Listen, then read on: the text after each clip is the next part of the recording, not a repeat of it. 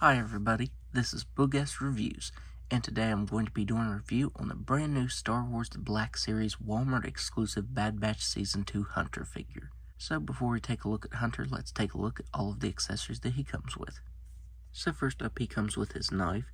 This is the exact same knife that we got with the previous Hunter figure. All of the paint is exactly the same. You can fit this in the sheath on the left side of his arm very nicely. It stays in there very snug. Up next, he comes with his pistols. We've seen these used before in previous figures. I do wish he would have had a trigger finger on this left side, though. The way he's holding that really bothers me. I'm definitely going to have to take an X-Acto knife and score right here. That way you can fit his finger through the trigger there. And you can store them in the holsters very nicely. And finally, he comes with his helmet.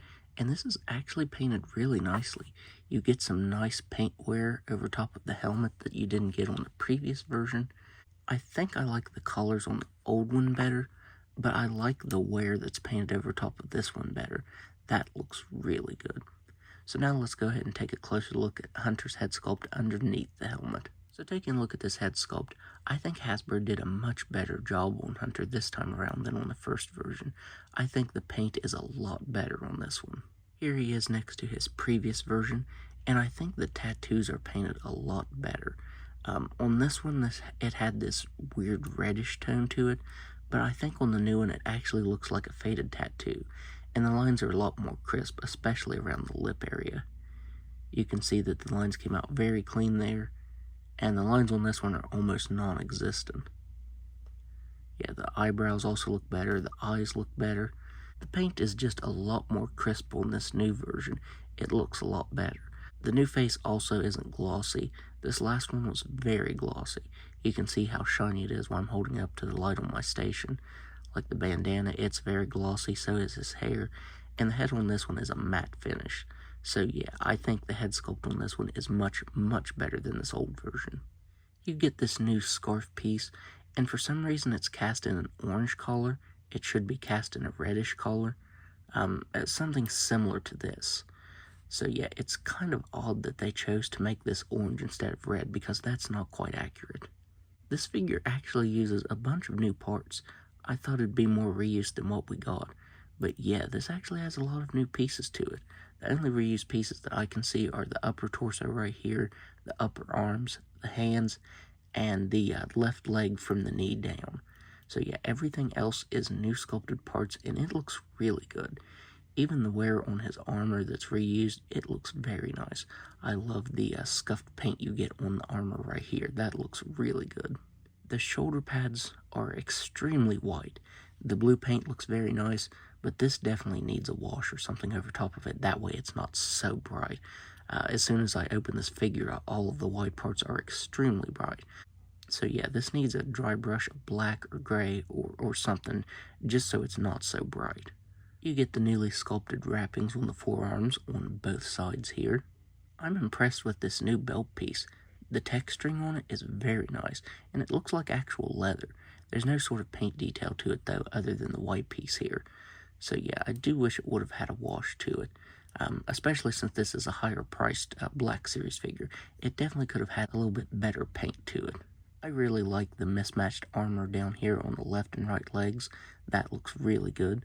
As you can see, he has some scuffs and scratches on his knee pads, but no sort of paint detail to him. If they would have at least printed some silver onto that, that would have looked really good. So now let's go ahead and go over his articulation. He has a ball-jointed head and neck that can look up all the way. He can look down just about all the way. He can move his head side to side. He has shoulders that can move all the way out. These shoulder pads are a very rubbery material, so you can actually get them out moving more than that, but I don't want to rip them.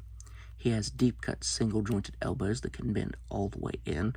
I really wish that Hasbro would switch to these for their Marvel Legends figures. I think these look a lot better and allow for pretty much the same articulation as double-jointed elbows. On the right wrist, he has a hinge that can move up and down, and on the left side, this is just a regular swivel that moves side to side and up and down. I wish that both joints would have been hinges. He has a ball-jointed diaphragm that can move back all the way. He can crunch forward just about all the way. He can move side to side. He has hips that can do a complete split. He can kick forward very slightly. The new belt piece right here attaches at the thighs as well as the waist, so it does hinder it right there. He can kick back very slightly.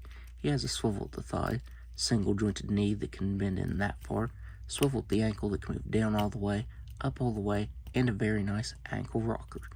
So now let's do some size comparisons. Here he is next to the previous Hunter figure, and I have to say, Hasbro improved the ankle joints on the new version. This old version's ankles don't want to move at all, and I don't want to move them because they feel like they're going to break. So that's why he's kind of leaning on his heels there. Here he is next to Tech. Here he is next to Imperial Crosshair. Here he is next to Echo. Here he is next to Wrecker. Here he is next to Omega. And finally, here he is next to Bad Batch Captain Rex. So overall, I would highly recommend picking this figure up. I think he's very nice. This was definitely a must-have for me because I really like the Bad Batch, and I especially love the Season 2 armors that all of the Bad Batch members got. I really like the way those look. But I'm going to leave it up to you to decide if you want to get this because this is a higher price. For the higher price point, I do think we should have seen better paint apps on this.